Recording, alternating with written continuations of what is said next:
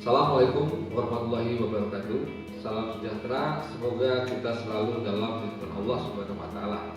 Perkenalkan, saya Novi Irwansyah, sarjana pendidikan dan magister pendidikan. Dosen tetap Prodi Pendidikan Bahasa dan Sastra Indonesia, Fakultas Keguruan dan Ilmu Pendidikan, Universitas Tangerang Raya dengan NIDN 0408117402 dan NUPTK 74467531300093. Saat ini saya sedang dalam proses mengikuti sertifikasi dosen yang diselenggarakan oleh Kementerian Pendidikan Tinggi, Sains dan Teknologi. Saya memiliki komitmen untuk memberikan kontribusi terbaik bagi dunia pendidikan di Indonesia. Video ini dibuat sebagai persyaratan dalam pengajuan sertifikasi dosen sebagai pernyataan diri dosen dalam unjuk kerja Tridharma Perguruan Tinggi atau PDD UKT PT dalam bidang pengajaran. Pada kesempatan ini, mata kuliah yang saya ambil dalam contoh pembelajaran adalah mata kuliah karya tulis ilmiah yang menjadi mata kuliah umum wajib yang ada pada program studi. Dalam semester ini saya mendapat tugas mengajar pada program studi Bahasa dan Sastra Indonesia dengan bobot 3 SKS pada semester 6. Mata kuliah ini disampaikan dengan metode DI atau Direct Instruction Approach yang menekankan pada pengajaran langsung terstruktur yang jelas dan sistematis agar efektif dan dalam proses pembelajarannya jalan dengan baik. Mata kuliah karya tulis ilmiah ini berisi tentang materi yang membahas cara menyusun sebuah karya tulis ilmiah atau cara membuat laporan sebuah penelitian ilmiah, baik untuk tugas akhir mahasiswa ataupun laporan penelitian lain yang dilakukan setelah lulus nantinya pada dunia kerja. Mata kuliah ini juga melatih mahasiswa untuk memahami proses atau prosedur berpikir secara logis dan sistematis. Materi ajar juga dipilih sesuai dengan perkembangan ilmu pengetahuan yang ada saat ini dengan memanfaatkan teknologi. Kemudian capaian pembelajaran lulusan atau CPL Prodi Pendidikan Bahasa dan Sastra Indonesia yang digoyangkan pada mata kuliah ada dalam 3 aspek. Aspek sikap. 1. Bertakwa kepada Tuhan Yang Maha Esa dan mampu menunjukkan sikap religius serta menjunjung tinggi nilai kemanusiaan. 2. Menunjukkan sikap bertanggung jawab atas pekerjaan di bidang keahlian secara mandiri. 3. Menginternalisasi nilai, norma, dan etika akademik serta menunjukkan sikap jujur dan anti pragmatis terhadap plagiarisme. Kemudian aspek keterampilan umum. Pertama, mampu menerapkan pemikiran logis dan sistematis, kritis, serta inovatif dalam konteks pengembangan atau implementasi ilmu pengetahuan dan teknologi. Kedua, mampu mengambil keputusan secara tepat dalam konteks penyelesaian masalah di bidang keahliannya. Ketiga, mampu mendokumentasikan, menyimpan, mengamankan dan menemukan kembali data untuk menjamin kesahihan dan mencegah plagiasi. Kemudian aspek pengetahuan. 1. Menguasai konsep teoritis metodologi penelitian secara umum dan khusus. Kedua, menguasai konsep dan prinsip tata bahasa, baku dan teori sastra sebagai objek analisis dalam riset persekolahan. Ketiga, menguasai regulasi tata tulis ilmiah, ejaan bahasa Indonesia yang disempurnakan edisi 5, dan etika sitasi akademik. Setelah menyelesaikan mata kuliah karya tulis ilmiah ini, capaian pembelajaran mata kuliah yang mahasiswa diharapkan. Pertama, menganalisis karakteristik ragam bahasa ilmiah dan struktur berbagai jenis karya tulis ilmiah, makalah, artikel jurnal, skripsi di bidang pendidikan bahasa sastra Indonesia. Kedua, menyusun draft naskah ilmiah seperti pendahuluan, kajian pustaka, pembahasan, hingga abstrak dengan koherensi yang runtut sesuai pedoman tata tulis akademis. Ketiga, menerapkan etika akademis melalui teknik parafrase, pengutipan sitasi baku, dan penggunaan aplikasi manajemen referensi untuk menghasilkan tulisan yang bebas plagiarisme. Keempat, menyunting draft karya tulis ilmiah dari aspek mekanik kebahasaan dan menyesuaikan dengan gaya jurnal ilmiah. Kemudian dalam penyajian mata kuliah ini saya memiliki pokok bahasan dengan memperhatikan teori yang ada dan memadukan dengan kondisi yang terjadi saat ini. Pokok bahasan atau materi dalam mata kuliah ini antara lain: pertama, karakteristik ragam bahasa ilmiah, kebahasaan dan sastra, kemudian ragam bahasa non ilmiah. Kedua, struktur berbagai jenis karya tulis ilmiah seperti makalah, artikel jurnal, skripsi, dan lainnya. Ketiga, membahas judul karya tulis ilmiah yang efektif, logis, dan terpadu dengan variabel. Keempat, membahas bagian pendahuluan atau latar belakang masalah dalam penelitian. Kelima, membahas rumusan masalah, tujuan penelitian, dan manfaat penelitian. Keenam, membahas kajian pustaka dan kutipan. Ketujuh, membahas metode penelitian. Kedelapan, membahas data kuantitatif dan kualitatif. Kesembilan, membahas bagian pembahasan penelitian. Kesepuluh, membahas simpulan dan abstrak bilingual seperti bahasa Indonesia dan Inggris sesuai dengan kaidah. Ke-11, teknik parafrase pada kalimat atau paragraf ilmiah dan indeks kemiripan teks. Ke-12, membahas manajemen referensi dan citasi dalam beberapa style. Ke-13, membahas editing ejaan, pilihan kata, dan kalimat efektif pada draft KTI berdasarkan regulasi ejaan yang disempurnakan edisi kelima. Dalam proses pembelajaran, mahasiswa diperkenalkan dengan RPS, mencakup bagaimana sistem pembelajaran dalam satu semester dijalankan. Kemudian saya menggunakan aplikasi PowerPoint dari materi yang disampaikan dan sumber referensi dari buku teks, di mana diantaranya menggunakan buku teks bahan ajar, karya saya sendiri dan teman-teman sejawat. Kemudian dalam melakukan penilaian, saya membuat penilaian yang terukur untuk memastikan proses pembelajaran berjalan dengan baik. Adapun kriteria atau komponen dalam penilaian ini di kampus kami ada beberapa bobot. Pertama, bobot absensi sebesar 10%. Kemudian tugas berbobot 20%. Kemudian ujian tengah semester berbobot 30% dan ujian akhir semester berbobot 40%. Penilaian dilakukan secara objektif tentunya berdasarkan indikator ketepatan dalam penguasaan materi dan partisipasi aktif serta analisis yang disampaikan mahasiswa. Saya menggunakan rubrik dan penilaian terukur serta hasil evaluasi saya sampaikan kembali sebagai proses umpan balik untuk meningkatkan kualitas pembelajaran. Dalam pembelajaran ini saya berkomitmen memberikan pembelajaran yang terpusat pada mahasiswa sehingga membentuk mahasiswa yang mampu berpikir kritis dan dapat beradaptasi nantinya dalam dunia kerja yang dinamis, khususnya persekolahan. Untuk tahapan berikutnya, mari kita simak video pembelajaran mata kuliah karya tulis ilmiah ini. Terima kasih. Assalamualaikum warahmatullahi wabarakatuh. Waalaikumsalam warahmatullahi wabarakatuh. Kembali dengan saya di mata kuliah karya tulis ilmiah. Jadi pendidikan bahasa Indonesia ya, pendidikannya ya.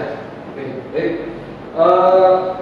Saya mau sedikit mengulas sebelum kita masuk ke ini ya, materi parafrase. Ya. Parafrase sebelumnya kita membahas tentang kutipan. Ya. Kutipan saya akan bertanya sedikit, ya, jelas balik tentang materi yang kemarin.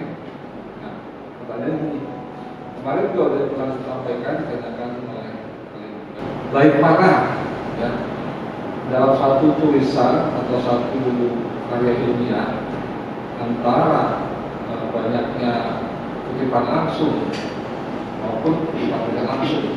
Bagaimana itu antara itu? Apakah harus banyak kutipan langsung? Apakah harus banyak kutipan tidak langsung? Mungkin saya ada bisa jawab. Jadi menjawab Pak, tapi saya sendiri dengan jawab ya. Menurut saya sih sebaiknya seimbang Pak, antara tergantung dari apa yang kita kutip. Misalkan kita ingin mengangkat teori tentang sesuatu atau pernyataan sebagai pendukung, itu sebaiknya sih kita menggunakan kutipan langsung Pak. Dan bila kita ingin memperjelas pendapat atau kita memperkuat argumen kita, maka kita bisa menggunakan yang kutipan tidak langsung, seperti itu Pak. Ya, tepat sih sebenarnya gini, apa namanya, dalam menulis sebaiknya ya, kita juga melihat kutipan langsung itu seberapa penting ya. Kalau terkait dengan teori-teori yang penting sekali yang harus kita cantumkan ya, seperti contohnya gini, teori atau rumus atau undang-undang atau peraturan ya, yang tidak bisa kita ubah ya, tidak bisa kita ubah, itu kita kutip dengan kutipan langsung sesuai dengan teks aslinya. Nah, tapi jangan juga dalam satu karya tulis ilmiah itu menggunakan banyak kutipan langsung ya, karena nanti isinya adalah semacam bukan karya ilmiah gitu kan, jadinya adalah seperti isinya seperti kutipan banyak kutipan gitu kan. Nah, makanya dari itu perlu adanya keseimbangan. Itu aja. Itu oke ya. Baik, selanjutnya kita masuk ke sini aja. Saya anggap kemarin sudah paham ya, sudah paham. Maka kita masuk ke tentang parafrase. Ya. Apa sih parafrase? Sebenarnya parafrase ini bagian dari kutipan, namun kutipan tidak langsung. Ya. Nah, kalau dilihat dari segi bahasa, itu parafrase dari bahasa Yunani artinya paraphrasing ya. Paraphrasing itu artinya cara ekspresi tambahan ya. Itu dalam arti kalau di bahasa Indonesia, menurut besar bahasa Indonesia itu adalah pengungkapan kembali apa yang telah ditulis oleh seseorang, pengungkapan kembali ya. Apa mengubah makna ya, oke. Nah, parafrase ini bisa dibilang suatu teknik ya, teknik bagaimana seorang penulis ya, atau peneliti itu menyampaikan pendapat ya, yang diambil dari pendapat orang lain, namun dengan menggunakan bahasa sendiri tanpa mengubah makna. Ya. Gunanya apa? Gunanya supaya tidak melanggar hak cipta tadi ya. Nah, ini diperbolehkan ya. Penguraian kembali teks ini atau bentuk karangan ini susunannya sesuai dengan arah dari ide si penulis utama, maksudnya penulis asli sumbernya ya. Namun kan sudah dikembangin sama peneliti nih, kita sebagai peneliti, maka kita harus menggunakan ide pokok atau gagasan dari penulis atau sumber utama tadi yang kita pakai ya. Jadi di sini bisa bilang bahwa parafrase itu menjelaskan seseorang yang merubah satu tulisan dari tulisan orang lain, namun tidak merubah makna, gitu ya. Jadi bisa dianggap seperti itu. Ya, ini ada contoh-contohnya. Nah, ini penting dilakukan bagi seorang peneliti bahwa dalam melakukan parafrase itu tidak boleh mengubah isi. Yang penting itu. Tidak boleh mengubah isi, kemudian juga maknanya, ya, makna, ya, dari sumber yang kita kutip tadi, ya. Kemudian tetap menuliskan sumber. Jadi dalam menulis parafrase itu kadang-kala kita tidak mencantumkan sumber, yang salah, ya. Kita harus mencantumkan sumber dari penulis utama atau sumber yang kita kutip. Nah, nanti mungkin letaknya di mana, di bawah alimnya itu ataupun di akhir tulisan di daftar pustaka, ya, di daftar pustaka itu bisa ditaruh di situ, ya. Bahwa kita mau benar-benar jujur mengatakan bahwa itu adalah hasil dari parafrase. Itulah makanya peneliti dikatakan peneliti harus jujur salah satunya, ya. Kemudian menemukan inti. Jadi sebelum melakukan parafrase kita harus membaca berulang-ulang, paling tidak 2 atau 3 kali, ya. 2 atau 3 kali kita baca, kita cari inti dari pokok pikiran utama dari tulisan tersebut, ya, dalam satu alinea misalkan. Nah,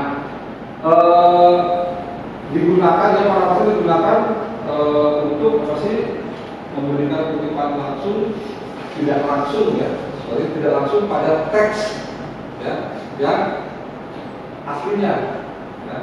Kemudian ini tidak melanggar hukum, tidak melanggar hukum. Justru kalau misalkan kita copy paste itu jadi melanggar hukum, ya. Teks asli langsung di copy, ya, atau mengganti kata dengan kata yang sama, jadi tanpa merubah strukturnya, itu juga biasa jatuhnya, gitu kan. Kemudian menemukan isi, intinya pasti harus dicari dulu intinya. Nah, parafrase itu bisa dengan lisan maupun tulisan, ya. Jadi ada bentuknya tulisan, ya, ada bentuknya lisan. Nah, lisan juga boleh. Lisan itu bisa dengan misalkan kita melihat atau mendengar pidato seorang, ya, kita ungkapkan kembali pidato tersebut dengan bahasa kita sendiri, tapi tidak merubah makna dari isi dari pidato tersebut, ya, seperti itu, ya.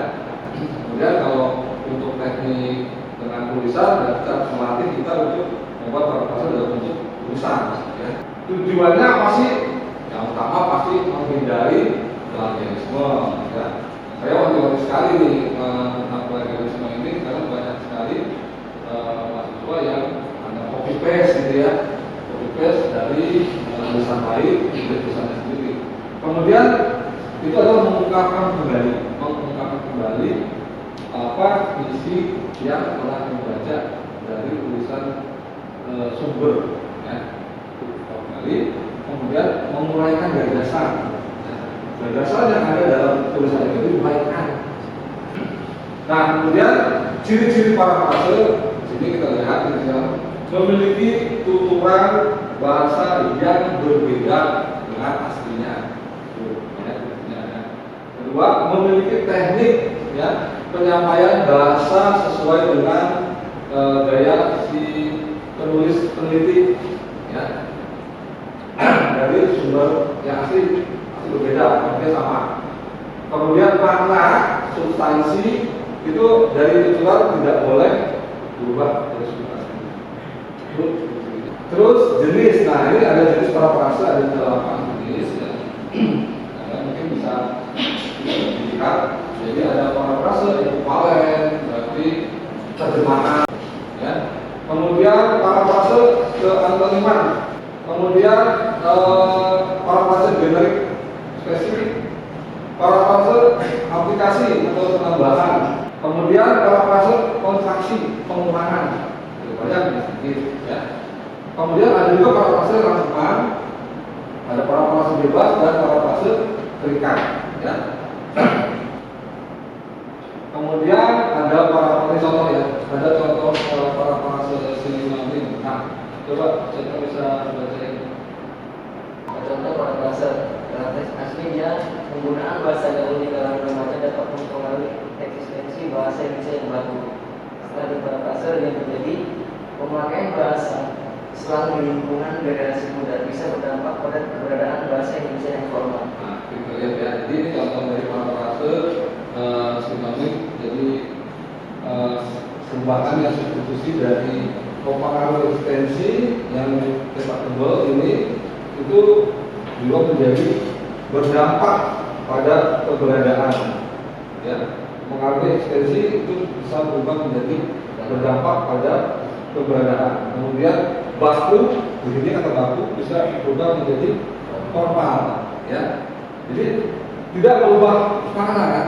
Tidak merubah makna, namun kalimat susunannya berbeda, ya, berbeda kan contohnya ini, ya, ada teknik mengubah struktur kalimat. Nah ini dari aktif menjadi pasif.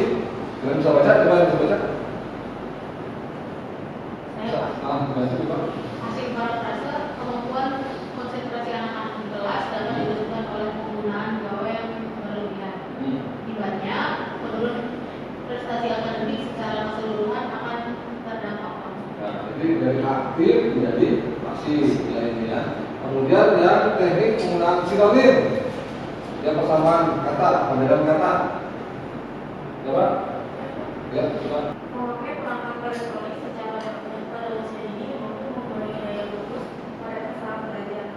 Masalah tersebut berakibat pada kemasukan nilai sekolah mereka, khususnya mengerti kata berbagai menjadi perangkat elektronik, konsentrasi menjadi daya fokus, dan prestasi akademik menjadi nilai sekolah. Nah itu ya, jadi seperti itu.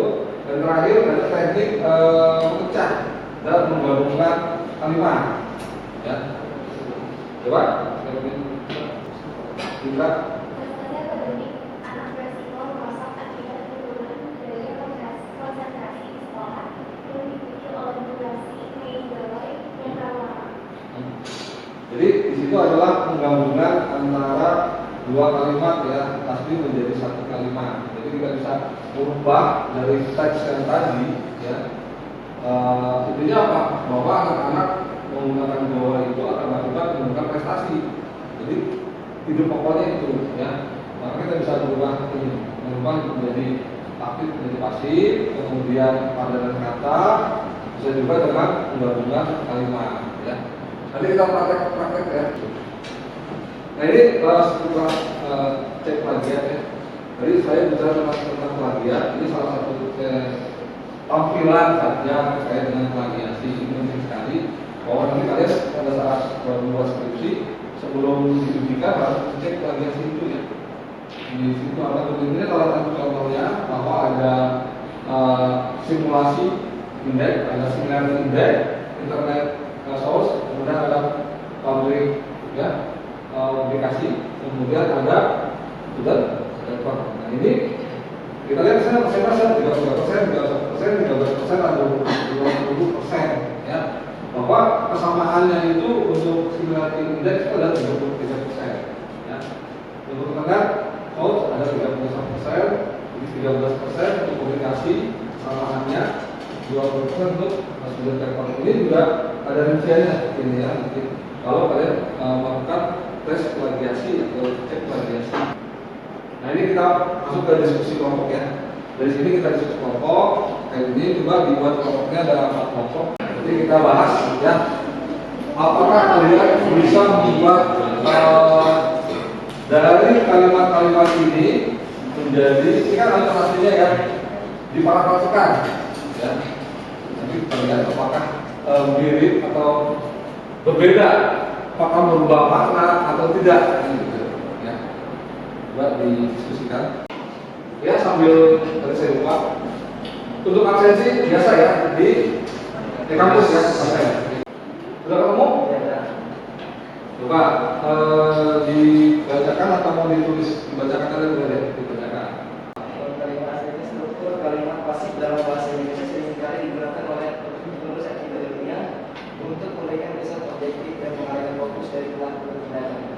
Setelah diparafrase, dia menjadi penulis akademia kerap memanfaatkan bentuk kalimat pasif guna menciptakan efek penulisan yang objektif serta menitik beratkan perhatian pada aktivitas alih-alih subjek pelaku. Nah, jadi menjadi kalimat utamanya apa?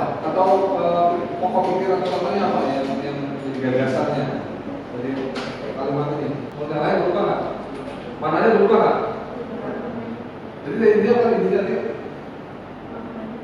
Intinya makna dari intinya nggak berubah itu apa? Memberikan kesan Berikan kesan objektif ya, yang menaikkan fokus desa. contoh kalimat pasif dalam bahasa Indonesia seringkali digunakan oleh penulis artikel ini ya, seringkali digunakan oleh untuk memberikan kesan objektif. Dan kalian tulis tadi kesan objektif tidak? Ada kata-kata itu enggak? Diubah menjadi keputusan efektif objektif. Ya, jadi kesan objektif itu menjadi maknanya gitu ya. Yang kalian anggap ya. Kesimpulan dari materi kita hari ini bisa saya simpulkan ya buat kalian pahami bahwa teknik untuk para penghasil itu diambil dari sumber asli ya, dari sumber asli dengan menggunakan bahasa sendiri ya. Kedua, bukan mengganti beberapa kata sinonim tadi pertanyaannya Amel ya, tapi merestrukturisasi kalimat dan menggunakan bahasa yang berbeda gitu ya. Tujuannya menghindari plagiarisme pastinya ya, itu penting. Sambil tetap mempertahankan makna asli. Terus penting untuk tetap mencantumkan sumbernya gitu ya, dan sumbernya entah di dalam pustaka atau di bawah itu dan dicantumkan seperti kita menulis kutipan langsung ada menurut atau dalam kurung sesuai dengan tadi pedoman penulisannya seperti apa, buku panduan ya. Kalau di bahasa Indonesia buku panduannya kan berbeda dengan penulis lain ya, jadi begitu ya. Kemudian bijaksana. Nah di sini saya mau mencantumkan bijaksana. Kalau menggunakan AI itu kita bijaksana dalam menggunakan AI ya. Boleh menggunakan AI tidak masalah. Namun AI itu sebagai asisten ya, bukan kita nulis minta tolong buatin itu copy paste gitu ya, jangan. Tapi sebagai rekan untuk diskusi gitu ya, itu nanti dari hasil diskusi itu baru kita bisa melakukan apa yang kita tulis. Kan kita udah diskusi tuh dengan AI ya, AI jawabnya apa, kemudian dari jawabannya itu kita bisa berpikir, oh bagus ini kita tulis lah. Intinya bijaksana dalam menggunakan AI. Boleh ya, tidak dilarang menggunakan AI ya. Nanti ke depan juga untuk tugas apa namanya artikel ya, artikel yang kalian akan kerjakan nanti akan dikumpulkan di akhir pertemuan di pertemuan terakhir ya. Itu silakan kalau menggunakan AI. Nanti kan karya itu akan saya baca kalau perlu diselipkan juga diskusi dengan AI-nya, di copy ya, promnya di copy gitu, copy promnya. Jadi saya bisa lihat apakah menggunakan kata apa dia perintah-perintahnya apa aja gitu dalam menggunakan AI. Itu bisa dilihat kan nanti apakah yang benar-benar belajar atau hanya copy paste gitu dari situ ya. Baik, itu mungkin yang bisa saya sampaikan dalam pertemuan kali ini. Jadi intinya dari pertemuan ini menjadi bermanfaat dan menjadi bekal kalian untuk menulis nanti di artikel ya, tugas akhir ya, di matanya ini atau karakter ini menjadi apa namanya pemahaman dan pengetahuan kalian terhadap satu tadi bagaimana melakukan parafrase supaya tidak dikatakan plagiat, plagiasi dan mengulangi plagiasi sebuah dan dengan parafrase karena nanti akan ada uji gitu kan. Kemudian juga cara menggunakan AI bagaimana prosesnya tadi saya sedikit singgung ya. Jadi itulah yang mungkin bisa saya sampaikan. Baik, untuk pertemuan kali ini kita akhiri dengan membaca alhamdulillahirabbil alamin. Assalamualaikum warahmatullahi wabarakatuh.